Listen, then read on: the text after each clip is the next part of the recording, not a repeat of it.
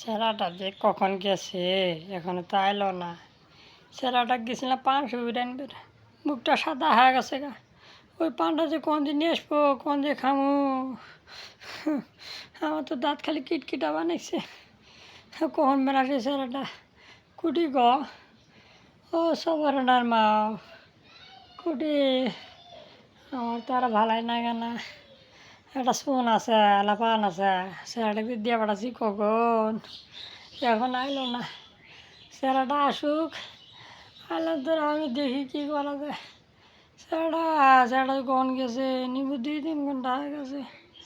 আমি তো কিছুই বুঝবো না যে ছেলেটা আসুক, আইলাম ধরে আমি দেখবো না দেখি। ও রে আল্লাহ রে, ঘুমোতে উঠে আমার শরীর টরীর দুর্বল হয়ে গেছে। শরীর মানে বেজার হয়ে গেছে, বুঝছ? আমার আর কিছু ঠিক থাকে না। ও জীবনটা মাথা নষ্ট করে বেলা দিল রে। কী করবো আর কিছু ভাল লাগে না।